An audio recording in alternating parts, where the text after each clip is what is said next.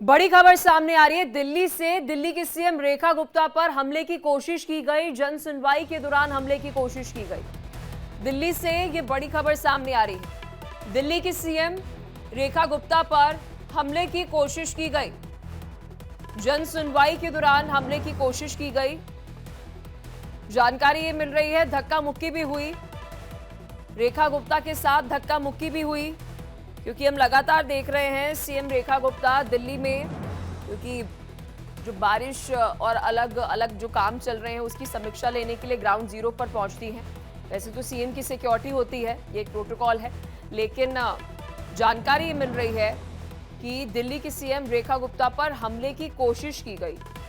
अब धक्का मुक्की भी वहां पर हुई है, जो शुरुआती जानकारी मिल रही है, और जन सुनवाई के दौरान हमले की कोशिश की गई। दिल्ली से ये बड़ी खबर सामने आ रही है। दिल्ली के सीएम रेखा गुप्ता पर हमले की कोशिश की गई है, जन सुनवाई के दौरान हमले की कोशिश की गई, क्योंकि हम लगातार देख रहे हैं ग्राउंड जीरो पर सीएम रेखा गुप्ता दिल्ली वासियों से बातचीत करने के लिए पहुंचती है। कल की अगर बात करें, जो यमुना नदी का जलस्तर बढ़ गया, उसके पास जो आसपास के इलाकों में बाढ़ की स्थिति बनी हुई है, वहां पर लोगों से बातचीत करने के लिए वो पहुंची थी।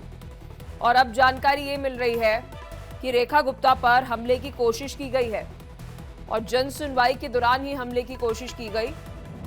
और बीजेपी की तरफ से ये भी बयान सामने आ रहा है कि धक्का मुक्की भी वहां पर हुई, रेखा गुप्ता के साथ धक्का मुक्की करने की भी कोशिश की गई। इस खबर पर विस्तार से जानकारी के साथ मेरी सहयोगी दृष्टि हमारे साथ सीधा दिल्ली से जुड़ चुकी हैं। दृष्टि, विस्तार से खबर पर जानकारी दीजिए, कहां पर यह घटना हुई है, क्या जानकारी मिल रही है?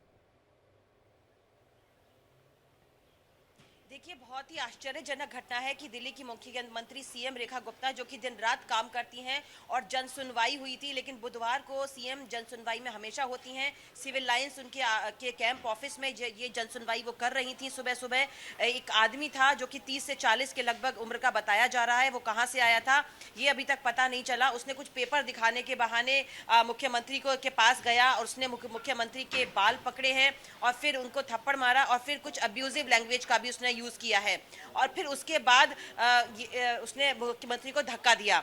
तो इतनी ही देर में सुरक्षा कर्मियों ने उसको पकड़ लिया है, लेकिन फिलहाल जो दिल्ली पुलिस है ये जांच कर रही है कि वो आदमी कौन था और इसके पीछे का मकसद क्या था, उसने ऐसा क्यों किया। लेकिन फिलहाल ये जो आश्चर्यजनक घटना है ये बहुत ही अप्रिय है, और इसके लिए बहुत ही खेद जताया गया है। जी बिल्कुल अप्रिय भी है, और हम ये भी कह सकते हैं दृष्टि की सिक्योरिटी में भी एक बहुत बड़ा लैप्स है, क्योंकि अगर हम सीएम की सिक्योरिटी की बात करें, क्योंकि जितने भी लीडर्स होते हैं और साथ ही अगर किसी पद पर होते हैं तो उनकी सिक्योरिटी बहुत स्ट्रिक्ट होती है। ये सब कुछ हो गया, और वहां पर आप बता रहे हैं कि सिक्योरिटी फोर्सेस थी, उनकी सिक्योरिटी के लोग वहां पर थे, मतलब बाल भी खींच दिए, थप्पड़ भी मार दिया, और फिर उसको रोका गया।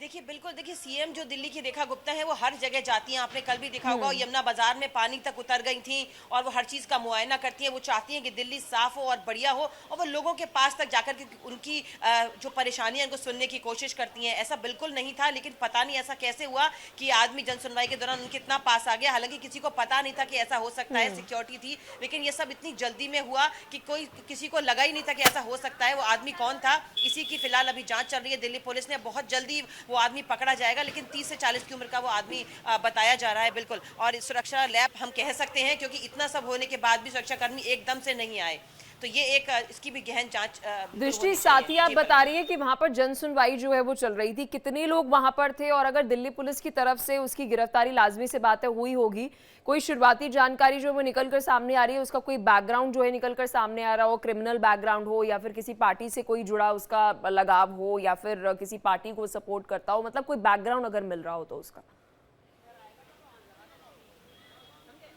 देखिए, फिलहाल देखिए, ये जो जन सुनवाई है ये हर रोज होती है, और सैकड़ों लोग, 100 से ऊपर लोग वहां पर आते हैं अपनी शिकायतों को लेकर के, जो भी परेशानी होती है। लेकिन बुधवार को सीएम खुद होती है जन सुनवाई में, और शायद ये बात उस आदमी को पता होगी, और वो किसी इरादतन वहां पर आया और उसने ये काम किया। देखिए, अभी दिल्ली पुलिस इतनी जल्दी इस चीज को पता लगाने में काम कर रही है, अक्षम है, अभी तक वो पता लगा नहीं पाई है, लेकिन बहुत ही जल्द जैसे ही इसकी कुछ भी हमारे पास जानकारी आती है हम जरूर अपने दर्शकों से साझा करेंगे। लेकिन अभी फिलहाल इतनी ही जानकारी आई है, उसका उसका नाम पता नहीं चला है, बस उम्र का पता चला है कि वो कौन आदमी था, लेकिन उसने क्या किया, कैसे किया, किस इरादे से किया, इसकी अभी तक पलक कोई जानकारी नहीं। तो दृष्टि, क्योंकि जब जन सुनवाई होती है तो फरियादी वहां पर पहुंचते हैं और हम देखते हैं अलग अलग सीएम जो है वो जन सुनवाई करते हैं। लखनऊ में भी हम सीएम योगी को देखते हैं, वो जन सुनवाई करते हैं। दिल्ली में सीएम रेखा गुप्ता करती हैं।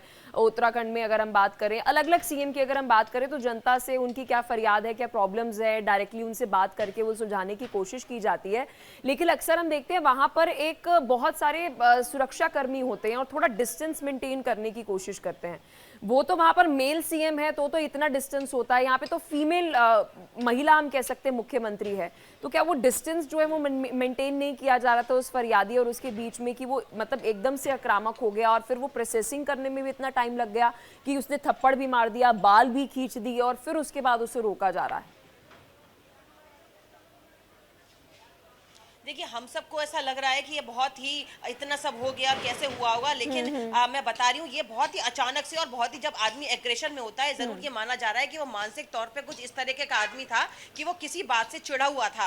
अब ये नहीं पता कि वो किस बात से चिढ़ा हुआ था, कुछ मानसिक तौर पे परेशान आदमी बताया जा रहा है, और जिसने उसने ऐसा किया। देखिए, फीमेल सीएम की सिक्योरिटी बहुत तगड़ी होती है, सीएम की अपना एक सुरक्षा घेरा होता है, फिर दिल्ली पुलिस का होता है। चूंकि जन सुनवाई के दौरान सीएम ज्यादातर जितने भी फरियादी रहते हैं, जितने भी लोग वहां पर रहते हैं, उनसे सामने सामने से बैठ के मिलती हैं, थोड़ा बहुत रहता है। लेकिन वो आदमी जब कुछ पेपर्स दिखाने के बहाने देखिए उनके पास गया, वरना नहीं जा सकता था। उसने कहा कि मैं पेपर दिखाना चाहता हूँ मैडम कि ये मेरे घर में परेशानी है। इस दौरान उसको मौका मिल गया और उसने एकदम से ये किया कि 1-2 सेकंड में ये सब हो गया, और सुरक्षाकर्मी जब तक समझ पाते तब तक बहुत देर हो चुकी थी।